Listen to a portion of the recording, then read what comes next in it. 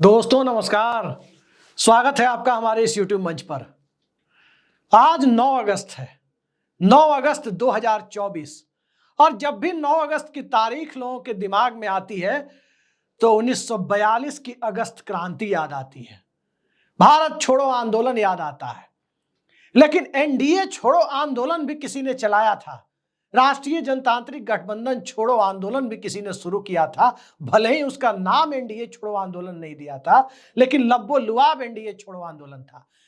ठीक 2 साल पहले बिहार के मुख्यमंत्री नीतीश कुमार ने आज ही के दिन एनडीए को टाटा बाय बाय कहकर विपक्षी एकता का शंखनाद करने निकल पड़े थे। राष्ट्रीय जनता दल और कांग्रेस के साथ, वामपंथी दलों के साथ, यूं कहें संपूर्ण विपक्ष के साथ मिलकर वैकल्पिक सरकार और वैकल्पिक राजनीति की दिशा में कदम बढ़ाया था। यह अलग बात है कि काल चक्र का पहिया घूमा और उसके बाद नीतीश कुमार वापस एनडीए के साथ चले गए। लेकिन पिछले कुछ दिनों से नीतीश कुमार चुप है और उनकी चुप्पी पर आप गौर करें तो कई सारे इशारे मिलते हैं कि आखिर नीतीश कुमार ने चुप्पी क्यों साधी है।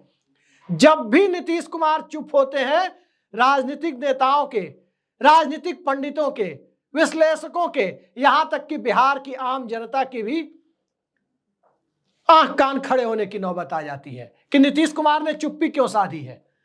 और अब जब नीतीश कुमार चुप है तब नरेंद्र मोदी वो 56 इंच के सीने वाले नरेंद्र मोदी नहीं है।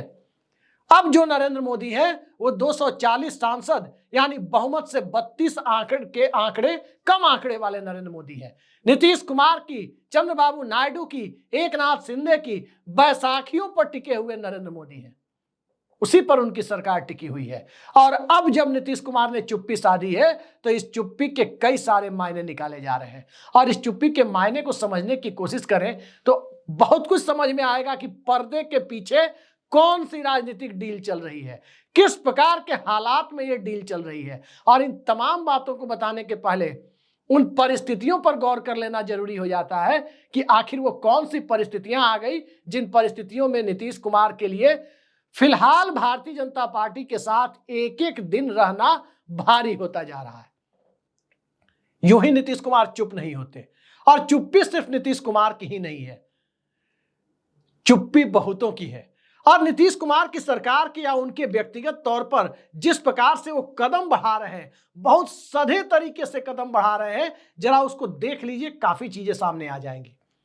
संसद के अंदर वक्फ बोर्ड वाले विधेयक पर जनता दल यूनाइटेड ने सरकार का, मोदी सरकार का समर्थन किया।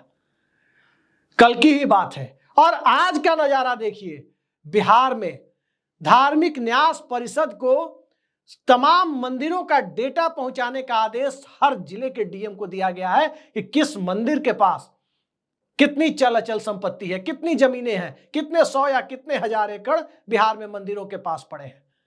यानी एक तरफ नरेंद्र मोदी की सरकार के द्वारा जो वक्फ बोर्ड लाया जा रहा है, कहा जा रहा है कि वक्फ बोर्ड की जमीनों का कुछ लोग कथित तौर पर बेजा इस्तेमाल कर रहे हैं। नीतीश कुमार ने यहां अपनी चाल चल दी और साफ कर दिया कि जब मस्जिद की जमीन, जब मुसलमानों के वक्फ बोर्ड की जमीन पर उसके रजिस्ट्रेशन की बात, उसके आंकड़ों की पड़ताल की बात और उसमें सुधार की बात हो सकती है, तो फिर मंदिर को क्यों छोड़ा जाए। दूसरे धर्म के धार्मिक स्थलों से जुड़े हुए जो भी परिसंपत्तियां हैं उसे क्यों छोड़ा जाए। धर्मनिरपेक्ष राष्ट्र होने का मतलब यह नहीं होता है कि किसी धर्म विशेष के खिलाफ टारगेटेड तरीके से कोई एक्शन लिया जाए। आज का आदेश बहुत कुछ कहता है कि बिहार सरकार ने आदेश क्यों दिया। सबको पता है क्यों दिया, क्योंकि कल वक्फ बोर्ड वाले पर नरेंद्र मोदी सरकार का समर्थन किया था। अब आगे की परिस्थितियों को देखिए कि कैसे नीतीश कुमार और लालू यादव की पार्टी यानी तेजस्वी यादव के साथ अंदर खाने जिस प्रकार की डील की बातें सामने आ रही है कि कभी भी खेल का पटाक्षेप आपके सामने आ सकता है, उसके पीछे की परत को देखने के लिए एक बात जाननी और जरूरी हो जाती है कि तेजस्वी यादव क्यों चुप हैं, विधानसभा के सत्र से गायब रहते हैं। कहा जाता है कि स्वास्थ्य की दिक्कत है, उसके बाद पटना पहुंचते हैं, बिहार पहुंचते हैं, तब भी सार्वजनिक तौर पर उनकी उपस्थिति नहीं दिखती। और जब दिखती है तब यही कहते हैं कि नीतीश कुमार सरकार को गिरा दें, नरेंद्र मोदी सरकार को गिरा दें, सरकार से बाहर आए। ये सारी चीजें क्यों हो रही है? क्यों राष्ट्रीय जनता दल बहुत कैलकुलेटेड तरीके से जनता दल यूनाइटेड पर हमलावर है? यूं कहें नाक के बराबर हमलावर है। भाजपा के खिलाफ, भाजपा की कथित सांप्रदायिक राजनीति के खिलाफ राष्ट्रीय जनता दल हमलावर दिखता है, लेकिन जनता दल यूनाइटेड के खिलाफ वो सॉफ्ट दिखता है। लोकसभा चुनाव में भी दिखा और अब भी दिख रहा है।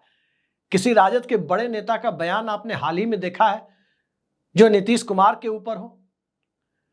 और ऐसा नहीं है कि भारतीय जनता पार्टी को इस घटनाक्रम की भनक नहीं है कि नीतीश कुमार भी चुप है। वो अडानी के कार्यक्रम में नवादा जा रहे हैं, वहां कुछ बोल नहीं रहे। वो आज पटना में गंगा किनारे, गंगा नदी के इलाकों का बाढ़ के मौसम में वो भ्रमण कर रहे थे कि कहां क्या स्थिति है, वहां भी कुछ नहीं बोल रहे हैं। नीतीश कुमार को बोलते आपने कब सुना? विधानसभा में गए, सदन के नेता हैं, बोलना मजबूरी थी, थोड़ा बोल दिया, थोड़ा गुस्सा भी हो गए। बाकी वो कहां बोल रहे हैं, किस समारोह में बोल रहे हैं? कई बार तो पता ही नहीं चलता कि नीतीश कुमार सार्वजनिक मंच पर जा कहां रहे हैं और किस मुद्दे पर अपनी जुबान खोल रहे हैं। और बड़े आश्चर्य की बात यह है कि नीतीश कुमार के आसपास जो विश्वस्त लोगों की टोली दिखती थी, खासकर पॉलिटिशियंस की, राजनेताओं की, उनकी पार्टी के लोगों की, जिसमें बिहार सरकार के मंत्री विजय चौधरी हैं, संजय झा हैं जो कार्यकारी अध्यक्ष हैं, और तमाम दूसरे लोग, मसलन अशोक चौधरी हैं। न तो नवादा के कार्यक्रम में इन तीनों में से कोई था और न ही आज पटना में जब वो भ्रमण कर रहे थे तब कोई है। आखिर नीतीश कुमार की भूजा पार्टी जिसे कहा जाता है, नीतीश कुमार की किचन कैबिनेट जिसे कहते हैं, वो लोग आजकल नीतीश कुमार के साथ ज्यादातर दिख नहीं रहे हैं। और 2 सालों में संभवतः ये पहला मौका है जब नीतीश कुमार के साथ संजय झा, विजय चौधरी, अशोक चौधरी, इनमें से कोई नहीं दिख रहा उनके आसपास में। कारण क्या है, परिस्थितियां क्यों बनी हुई है? और इन तीनों को मोटे तौर पर माना जाता है कि भारतीय जनता पार्टी के साथ जनता दल यूनाइटेड के संबंधों को बनाए रखने की हिमायती है। तो एक तरफ तेजस्वी यादव की चुप्पी, नीतीश कुमार की चुप्पी, और भूजा पार्टी के सदस्यों में एक को कार्यकारी अध्यक्ष बनाकर दिल्ली भेज दिया जाना, एक को रोज बरोज किसी बहाने प्रेस कॉन्फ्रेंस के लिए विजय चौधरी को पार्टी कार्यालय भेज दिया जाना, अशोक चौधरी को ज्यादातर मौके पर नीतीश कुमार के इर्द गिर्द नहीं दिखना, ये पावर इक्वेशन जेडीयू के अंदर चेंज होने का, बदलाव होने का संकेत है। अब देखिए अंदर में हो क्या रहा है जनता दल यूनाइटेड में, ये गौर करने की चीज है। और उससे भी ज्यादा गौर करने की चीज है कि पिछली बार 2022 में जब सत्ता परिवर्तन बिहार में हुआ था, उस सत्ता परिवर्तन के दरमियान क्या क्या चीजें हुई थी। 22 में अगस्त में सत्ता परिवर्तन हुआ, यूं कहें विपक्ष परिवर्तन हुआ, राष्ट्रीय जनता दल सत्ता में आ गया और भाजपा विपक्ष में चली गई। उसके 2-3 महीने पहले से कौन सी गतिविधि चल रही थी? ईडी की कार्रवाई राजद नेता भोला यादव के खिलाफ और दूसरे लोगों के खिलाफ। पटना के विश्वेश्वरैया भवन में आग लग गई और वहां जदयू से जुड़े हुए कुछ मंत्रालय भी थे जिसकी फाइलें जलकर राख हो गई। कहा गया, कुछ लोगों ने, पटना के विश्वस्त सूत्रों की माने तो कहा गया कि कुछ फाइलें थी जिसे नष्ट किया गया। सब कुछ हुआ, सबकी आंखों के सामने हुआ कि जो भी हो रहा था। अब मुझे नहीं पता कि वो फाइलें जलाने के लिए हुआ या वाकई शॉर्ट सर्किट से आग लग गई थी। वो हमारे दर्शक बेहतर जानते हैं कि क्या हुआ था, पटना के लोग बेहतर जानते होंगे कि क्या हुआ था, बिहार के लोग। सवाल दरअसल ये है कि एक बार फिर ईडी की कार्रवाई बढ़ी हुई है। आज की बात है, तेजस्वी यादव और लालू यादव के बेहद करीबी अमित कात्याल की 113 करोड़ रुपए की संपत्ति गुड़गांव से लेकर मुंबई तक ईडी ने जब्त की है। 70 एकड़ के करीब जमीनें हैं, 12-13 फ्लैट हैं और तमाम दूसरी संपत्तियां हैं। 113 करोड़ रुपए की संपत्ति जब्त की गई है। अब ये जब्त संपत्ति की गई है, आगे क्या होगा ये तो वक्त बताएगा। लेकिन जो ईडी का तरीका है काम करने का, आज ही मनीष सिसोदिया को जमानत मिली है। मनीष सिसोदिया आज बेल पर बाहर आए हैं, 17 महीने जेल में रहकर। अमित कात्याल को दरअसल अप्रूवर बनाने की कार्रवाई हो रही है कि अमित कात्याल को अप्रूवर बना दिया जाए और अप्रूवर बना के फिर तेजस्वी यादव के खिलाफ बयान दिला करके तेजस्वी यादव को लैंड फॉर जॉब के मामले में गिरफ्तार किया जाए। क्योंकि लैंड फॉर जॉब मामले में जो आरोप लगे हैं उनमें कुछ प्रॉपर्टीज एके इंफोसिस्टम के लोगों के नाम आई, जो अमित कात्याल इंफोसिस्टम पटना और आसपास के इलाकों में उस वक्त काम कर रहा था। और बाद में वो सारी संपत्तियां, ज्यादातर संपत्ति कहें तो लालू परिवार के अलग अलग सदस्यों के नाम ट्रांसफर कर दी गई। इस तरह का आरोप है ईडी सीबीआई का। तो इस परिस्थिति में अचानक अमित कात्याल पर शिकंजा कसने का मतलब क्या है? सीधा मतलब यही निकलता है कि लालू यादव और नीतीश कुमार को, तेजस्वी यादव और नीतीश कुमार को एक होने से रोकने की हर संभव कोशिश करना। कि एक तरफ तेजस्वी यादव को डराया जाए कि अब अगर चाचा के साथ गए तो खैर नहीं है, ये कवायद ये चल रही है। और इस पूरे खेल के बीच एक और घटनाक्रम पर नजर रखना जरूरी हो जाता है। वो घटनाक्रम दरअसल ये है कि असली खेल राज्यसभा उपचुनाव को लेकर चल रहा है। इतना तो तय माना जा रहा है कि अगर कोई सरप्राइज एलिमेंट नहीं आया, जनता दल यूनाइटेड की तरफ से कोई सरप्राइज भी दिया जा सकता है, लेकिन अगर कोई सरप्राइज नहीं दिया गया तो राज्यसभा के उपचुनाव में दो नेताओं में से ही कोई एक जाएगा। एक आईएएस से नेता बने मनीष वर्मा और दूसरे झारखंड के निर्दलीय विधायक जो कभी बीजेपी में थे, बीजेपी में होने के बावजूद सेकुलर क्रेडेंशियल के नेता माने जाते हैं, वो अब जनता दल यूनाइटेड का हिस्सा बन चुके हैं। नरेंद्र मोदी और अमित शाह को फूटी आंख नहीं सुहाते। सिटिंग मुख्यमंत्री रघुवर दास को हराकर विधानसभा पहुंचे थे।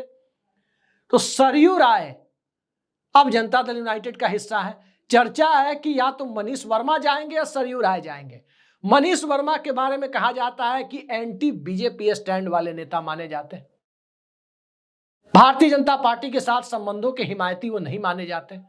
और सरयू राय के बारे में कहा जाता है कि सरयू राय यदि राज्यसभा भेजे गए तो सीधा मतलब यही है कि ये मोदी शाह को चिढ़ाने के लिए उठाया गया कदम है जनता दल यूनाइटेड का, क्योंकि वो वहां जाएंगे और रघुवर दास सरकार के समय के कथित भ्रष्टाचार के मामलों को उजागर करने की कोशिश करेंगे। सदन के पटल पर कुछ ऐसी बातें करेंगे जो भारतीय जनता पार्टी को चुनावी वर्ष में, झारखंड का चुनाव सर पर है, वो काफी नुकसान करेंगी।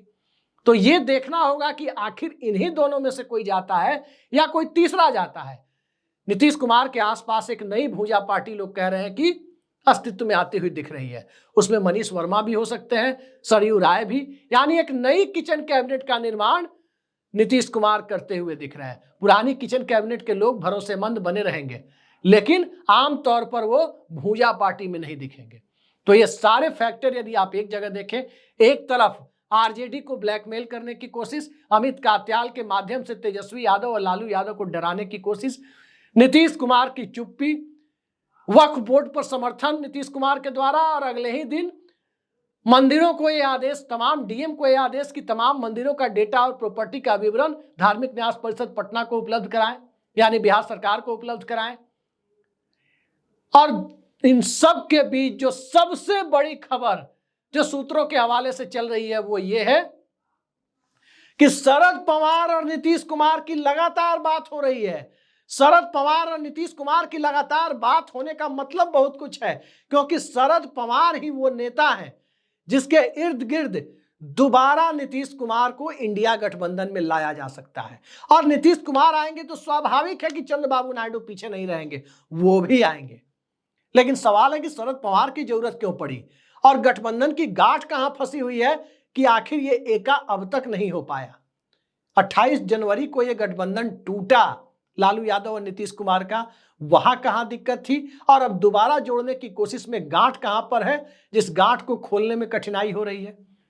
तमाम तरह से ईडी के माध्यम से ब्लैकमेल की कोशिशें, कथित ब्लैकमेल की कोशिशें अपनी जगह हो सकती है, लेकिन गांठ कहां फंसी हुई है तो उस गांठ को समझने की कोशिश कीजिए। नीतीश कुमार का जो मोडस ऑपरेंडी है, काम करने का तरीका है, वो शासन प्रशासन में दखल को बर्दाश्त नहीं करते। राष्ट्रीय जनता दल की आदत रही है शासन प्रशासन की डे टू डे रोजमर्रा के कामों में मुख्यमंत्री की अथॉरिटी को किसी न किसी तरह से कचोटने की कोशिश, उसे चैलेंज करने की कोशिश। तो क्या राहुल गांधी ये गारंटी लेंगे, क्या शरद पवार ये गारंटी लेंगे, ये दोनों लोग ये गारंटी लेंगे कि अब लालू यादव या राष्ट्रीय जनता दल की तरफ से शासन प्रशासन में नीतीश कुमार को कोई दिक्कतें नहीं होंगी? एक ये मसला है। दूसरा मसला यह है कि क्या इंडिया गठबंधन में नीतीश कुमार को वही सम्मानजनक जगह मिलेगी जो पटना, बेंगलोर और मुंबई की बैठक तक मिल रही थी? ये दो बड़े मसले हैं। और इसके साथ साथ जो एक बहुत बड़ा मुद्दा है जो सबके बीच आमतौर पर आ नहीं पाता है, वो मुद्दा दरअसल ये है कि आखिर नीतीश कुमार लालू यादव साथ आना चाहते हैं तो क्यों आना चाहते हैं। पहली चीज, भारतीय जनता पार्टी के जो कोर वोटर हैं, क्या प्रशांत किशोर के साथ जाकर एक बार फिर नए चिराग मॉडल की पुनरावृत्ति करते तो नहीं दिखेंगे। जो 2020 में चिराग पासवान की पार्टी के सहारे किया गया था, वो खेल तो नहीं करेंगे। ये एक बड़ा सवाल है, क्योंकि रुपौली के उपचुनाव में यही हुआ है कि बीजेपी के कोर वोटर जिन्हें समझा जाता है, वो निर्दलीय शंकर सिंह के साथ चले गए। अब सवाल यह उठता है कि बीजेपी के वोटर्स पर नीतीश कुमार को एतबार नहीं है, प्रशांत किशोर फील्ड में कूद चुके हैं। तो इस परिस्थिति में जाति गणना हो चुकी है। नीतीश कुमार की दोनों डिमांड, चाहे वो विशेष राज्य के दर्जे की मांग हो, चाहे बढ़ाए हुए आरक्षण को जिसे हाईकोर्ट ने क्वेश्चन किया था, उसे नवी अनुसूची में डालने का मुद्दा हो, यह केंद्र सरकार मानने के लिए तैयार नहीं है। नीतीश कुमार की बैसाखी पर सरकार टिकी होने के बावजूद नीतीश कुमार की ये दोनों डिमांड मानने के लिए कोई तैयार नहीं है केंद्र सरकार में। न तो नरेंद्र मोदी, नहीं अमित शाह, न ही निर्मला सीतारमण, कोई तैयार नहीं है। तो एक ये परिस्थिति है कि डिमांड पूरी नहीं हो रही है। और दूसरी की प्रशांत किशोर जब अगले चिराग मॉडल का एक डर दिखाई दे रहा है जेडीयू को कि चिराग मॉडल का हिस्सा हो सकते हैं, तो क्यों ना प्रशांत किशोर को 243 सीटों पर वो लड़ ही रहे हैं, तो उसके खिलाफ भारतीय जनता पार्टी और प्रशांत किशोर की जन सुराज के खिलाफ बिहार में आगामी विधानसभा चुनाव में, जो चाहे समय से पहले हो या समय के बाद हो, समय पर हो, समय के बाद नहीं, समय पर हो, इन दोनों ही परिस्थितियों में क्यों ना लालू यादव और नीतीश कुमार एक कंसोलिडेटेड वोट बैंक के साथ, एक बड़े वोट बैंक के साथ, एक मजबूत गठबंधन के साथ 2015 की तरह चुनाव लड़ते नजर आए। क्योंकि उस परिस्थिति में प्रशांत किशोर जो वोट काटेंगे, स्वाभाविक है वो जेडीयू के हिस्से में तो बीजेपी का वोट मिलना नहीं है, उसकी भरपाई आरजेडी के वोटों से होनी है। तो जो वोट वो काटेंगे 243 सीटों पर, वो बीजेपी के कोटे का वोट काटेंगे। यानी भाजपा के कोर वोटर ही दोनों हिस्सों में जाएंगे, चाहे वो भाजपा के साथ जाए या प्रशांत किशोर की जन सुराज के साथ जाए। तो इस परिस्थिति का भी भरपूर लाभ उठाने के लिए ये बड़ी डील अंदर खाने होने की बात आ रही है कि ये बड़ी डील किसी भी दिन सार्वजनिक रूप से सबके सामने आ सकती है। अंदर खाने डील चल रही है, तभी अमित कात्याल पर भी शिकंजा कस रहा है, तभी नीतीश कुमार एक दिन वक्फ बोर्ड का भी समर्थन कर रहे हैं, उस बिल का, मोदी सरकार के बिल का, और अगले दिन मंदिरों को भी तमाम चल अचल संपत्ति का ब्यौरा देने का आदेश जारी कर रहे हैं। सब कुछ हो रहा है एक साथ, और इन सब के बीच कहीं कुछ नहीं बोल रहे हैं, एक शब्द नीतीश कुमार नहीं बोल रहे हैं, चुप्पी साधे हुए हैं, एकदम चुप्पी। ये भूल जाइए कि ललन सिंह संसद में क्या बोल रहे हैं। ललन सिंह के बारे में सभी जानते हैं कि जब नीतीश कुमार कह देते हैं कि भाजपा के खिलाफ बोलना है, वो खुल के बोलते हैं, तब वो राजद के नजदीक होने का आरोप लगता है।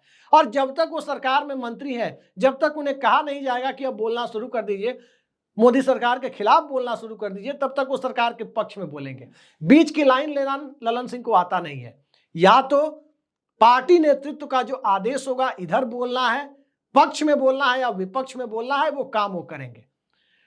तो इन सारी परिस्थितियों को देख करके अब साफ दिखाई देने लगा है कि नीतीश कुमार की चुप्पी के मायने क्या है, तेजस्वी यादव की चुप्पी के मायने क्या है, अमित कात्याल पर ईडी की कार्रवाई के मायने क्या है, और नीतीश कुमार के द्वारा मंदिरों को डेटा इकट्ठा करने का आदेश देने के मायने उस परिस्थिति में क्या है जब मस्जिदों के वक्फ बोर्ड के मुद्दे पर भी नीतीश कुमार ने सरकार का समर्थन कर दिया है। और इन सारी चीजों को समझने के बाद कोई भी बहुत आसानी से अंदाजा लगा सकता है कि आने वाले वक्त में क्या होने जा रहा है, जिसका डर मोदी शाह की सरकार को साफ दिखाई दे रहा है। और जिस आशंका में सरकार ग्रसित है, उस पर फाइनल पंच देने के लिए शरद पवार का नाम क्यों सामने आ रहा है कि वो मध्यस्थता करते हुए दिखाई दे रहे हैं। उनके यहाँ तो खुद महाराष्ट्र में चुनाव है, उन्हें तो मध्यस्थता वहां करनी चाहिए उद्धव ठाकरे और कांग्रेस के साथ गठबंधन को लेकर। वो बिहार की परिस्थितियों में जो उनके रुचि लेने की खबरें सूत्रों के हवाले से आ रही है, वो अनायास नहीं है, चुप्पी बहुत संकेत करती है। देखते जाइए होता क्या है। आज के लिए इतना ही, नमस्कार।